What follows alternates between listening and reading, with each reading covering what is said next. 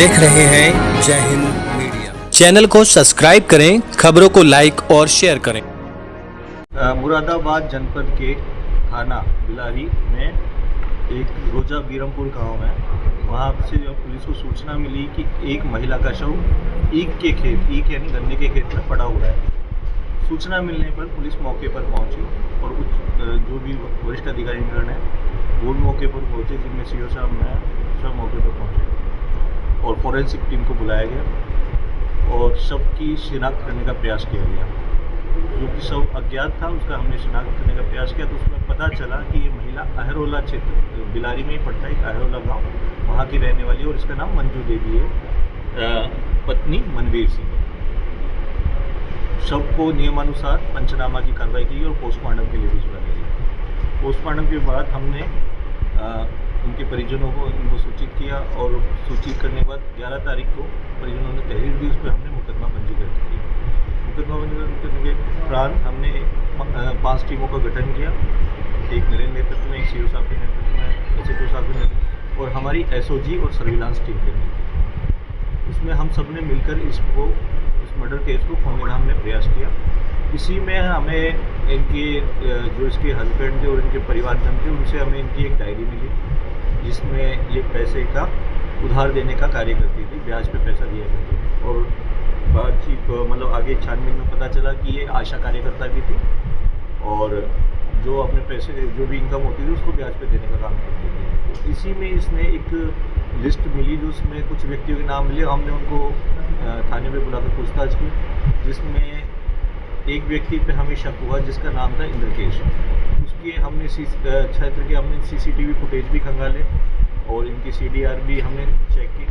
तो इसमें इंद्रकेश और जो मंजू देवी थी उसकी लोकेशन 9 तारीख की पैरेलल दिखाई दे रही थी। तो हमें इस पे डाउट हुआ, तो हमने और भी आगे की छानबीन की तो पता चला कि ये महिला रात को अपने 9 तारीख को अपने घर, जो इसके 2 घर थे बिलारी में, एक देवी धाम जो बिलारी कस्बे में और एक गांव में है जो अहरोला गाँव। तो ये शाम को अपने गांव देवी धाम पे आई थी और शाम को 7 बजे के आसपास ये इसके साथ इंद्रकेश के साथ बाइक पे जाती हुई दिखाई दे रही है CCTV फुटेज। तो हमने इन दोनों की लोकेशन, दोनों की CDR चेक की तो दोनों की पैरेलल लोकेशन आगे तक जाती हुई दिखाई दे रही थी, जो रोजा बीरमपुर गांव तक जाती हुई दिखाई दे रही थी। तो हमारा डाउट पूरा हमारा विश्वास में बदल गया कि ये कहीं ना कहीं व्यक्ति इस घटना में इन्वॉल्व है।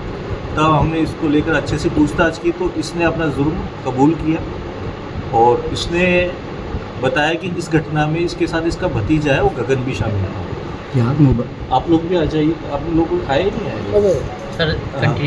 घटना में शामिल थे इसका भतीजा भी और इसने बताया कि इसने अपना जुर्म कबूल करने के बाद बताया, हमने पूछताछ की भाई आपने मर्डर क्यों किया। तो इसने बताया कि चूँकि इस महिला ये थोड़ा सा मेरी पारिवारिक पृष्ठभूमि ठीक नहीं थी तो मैंने अपने कामकाज के लिए मंजू देवी से 2 लाख रुपए उधार लिए हुए थे, करीब 2-3 साल पहले लिए थे। तो मंजू देवी मेरे पास पैसे के लिए आती थी मांगने के लिए, जो उसने उधार दिए थे वे मेरे पैसे लौटाओ और मेरा ब्याज लौटाओ। तो चूँकि मैं पैसे लौटा नहीं पा रहा था तो घर पे जब आती थी तो आस पड़ोस के लोग मेरा मजाक बनाते थे क्योंकि वो आती थी घर पे कुछ कह के जाती थी। तो मैंने सोचा कि इस किस्से को ख़त्म कर दिया जाए तो मैंने इसके लिए तहत एक प्लान किया, अपने भतीजे को बताया। मैंने अपने भतीजे को पूरी बात बताई तो भतीजे ने कहा कि चाचा मैं आपका साथ दूंगा इसमें। तो इन्होंने 9 तारीख को ये इसको फ़ोन किया है मंजू देवी को और कहा कि हम आपके पैसे लौटाना चाहते हैं। तो मंजू देवी ने कहा कि मैं यहाँ पर हूँ देवी धाम में, आप आ जाइए। तो ये बाइक लेकर वहाँ पहुँचे और उसको बताया कि अभी तो हमारे पास पैसे नहीं लेकिन मैं किसी से लेकर आपको दिलवा दूंगा। तो ये उसको बाइक पर बैठा ले गया। तो ये ग्राम बीरमपुर, शाहबाद रोड से ग्राम बीरमपुर के रोजा बीरमपुर है उसका रोड कटता है और वो आगे तक अहरोला तक जाता है। तो रास्ते में करीब 7 बजे का समय है, रात्रि हो गई थी, लगभग अंधेरा हो चुका था 9 तारीख को। और इन्होंने रास्ते में उस महिला को पेशाब करने के बहाने से रोका कि हमें टॉयलेट लगी हुई है कि हमें टॉयलेट करना है। वहाँ रोक कर और इन्होंने पीछे से आकर उस महिला के सिर में गोली मारी तमंचे से। वहाँ उसका सिर में गोली मारी तो महिला वहाँ पे गश खा के गिर गई और उस महिला को दोनों ने उठाकर रोड से गन्ने के खेत में डाल दिया और इसकी निशानदेही पर हमने वो तमंचा भी बरामद कर लिया। उस महिला का फ़ोन इन्होंने तालाब में डाल दिया था उस तालाब में से हमने 2-4 लोगों को लगवा के उसका फ़ोन निकलवाया। उसके अलावा इस महिला के पास अपने बैंक के प्रथमा बैंक में कुछ पासबुक अकाउंट थे, अकाउंट का पासबुक वगैरह थी, वो भी हमने उसकी निशानदेही पे अभियुक्त के बरामद कर लिया। अच्छा, कोई आपराधिक इतिहास है इनका?